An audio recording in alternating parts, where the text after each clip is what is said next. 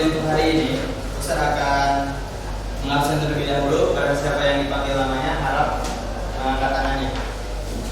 Ahmad Rafi Alana, Ahmad Afdal Hailan, Ahmad Arya Saputra, Ahmad Mujahid, Arayansyah, Arya Al-Fatih, Galen, Teguh, Aisyah, Akila Bilqis, Noris Sindok, kemudian Siti Sosial, Walahir Zulfaiza.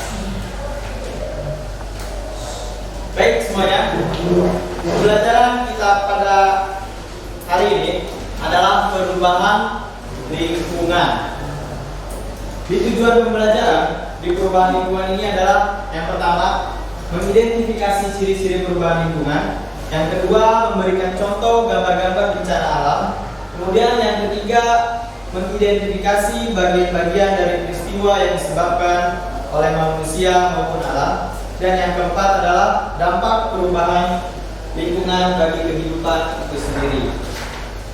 Langsung saja.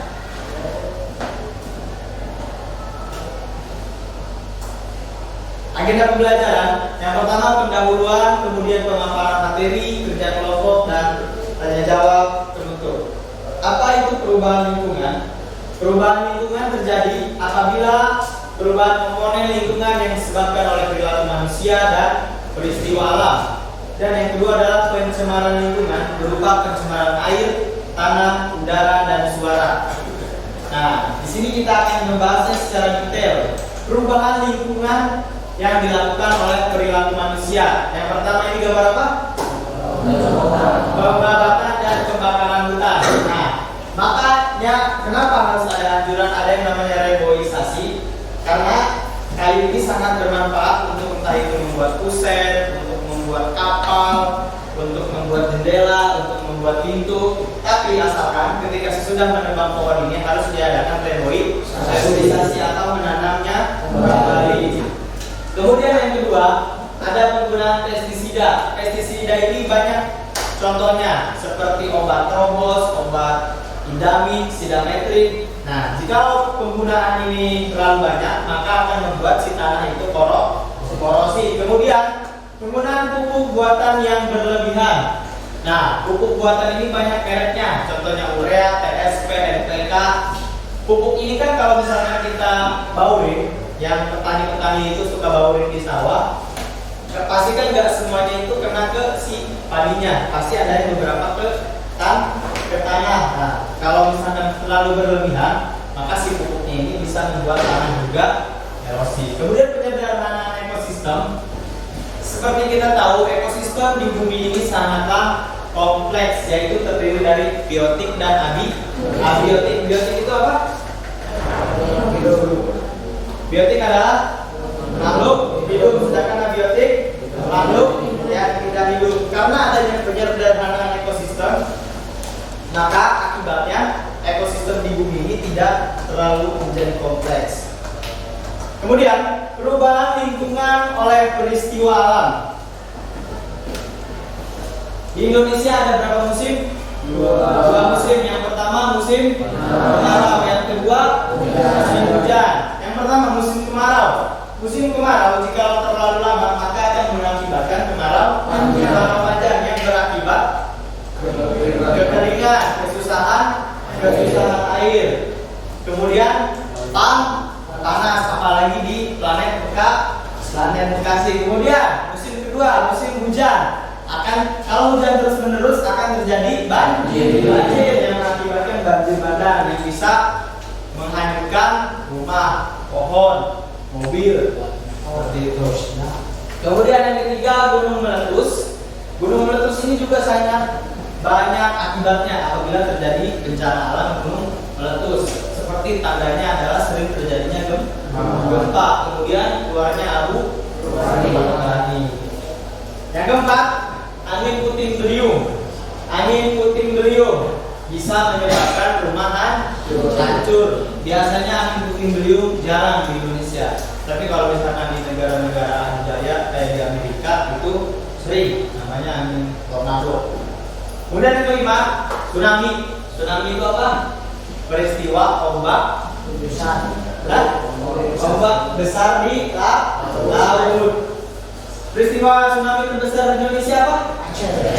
Peristiwa tsunami Aceh. Siapa pesepak bola yang ketika tsunami ke Aceh? Cristiano Ronaldo. Messi atau Ronaldo? Messi. Nah, sekarang kita tugas kelompok.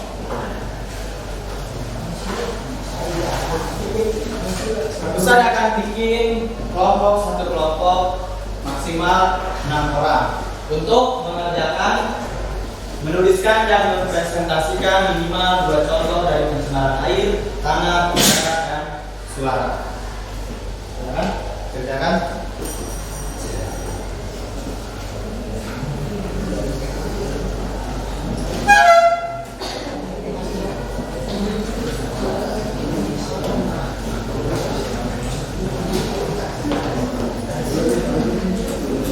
Silakan, Ustaz beri waktu 10 menit untuk menuliskan contoh dari pencemaran air, udara, tanah, dan suara.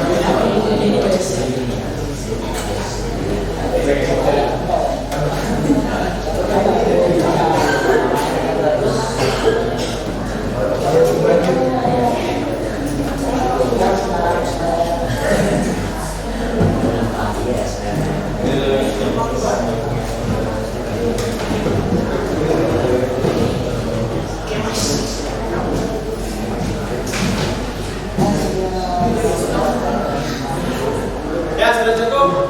Ya. Sudah selesai semuanya? Ya. Silakan. Ayo Yusuf. Yusuf ayo.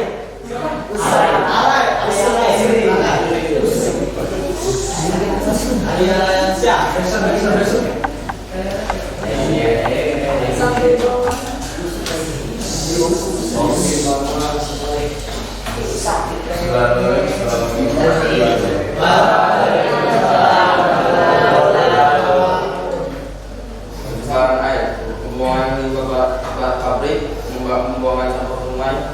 Yang kedua, pencemaran tanah, penggunaan pestisida berlebihan, pembangunan limbah pabrik atau sampah rumah tangga ke tanah yang luas.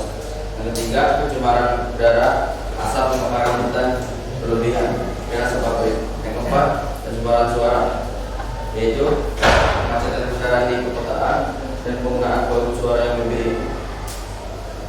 Terima kasih. Wassalamualaikum warahmatullahi wabarakatuh.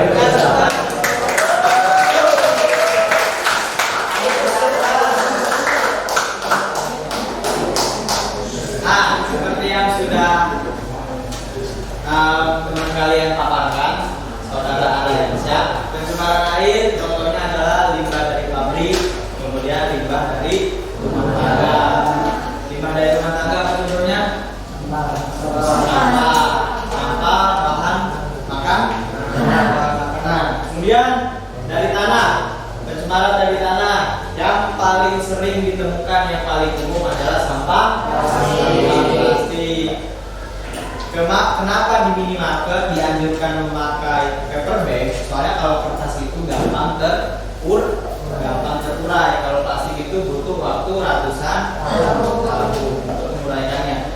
Kemudian pemakaian pupuk secara berlebihan, membuat tanah juga menjadi tidak subur.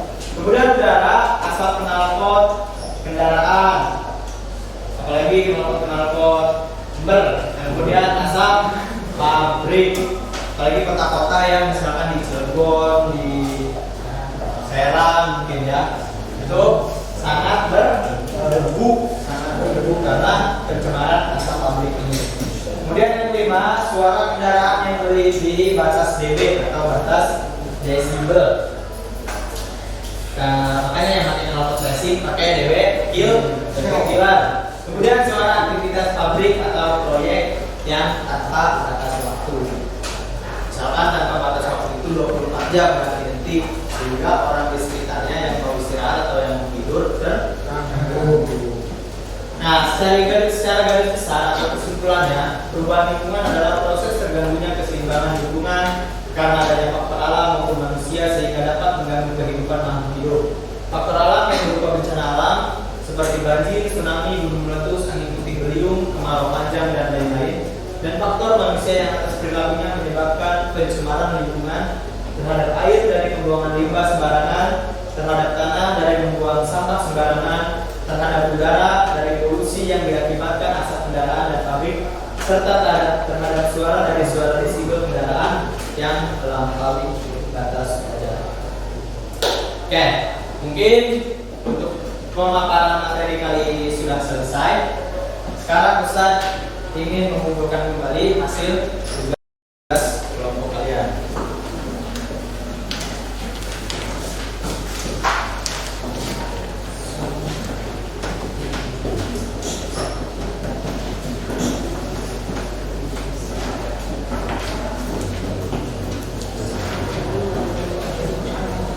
Oke, untuk materi selanjutnya kita akan membahas tentang limbah dan cara pengolahannya. Maka dari itu, saya harapkan di kamar ketika belajar malam atau ketika ada waktu luang bersama teman atau sambil mengemil makanan untuk membaca buku tentang materi yang akan kita pelajari untuk ke depan. Mungkin cukup sekian untuk materi pada hari ini. Kurang dan lebihnya mohon maaf. Syukron. Assalamualaikum warahmatullahi wabarakatuh.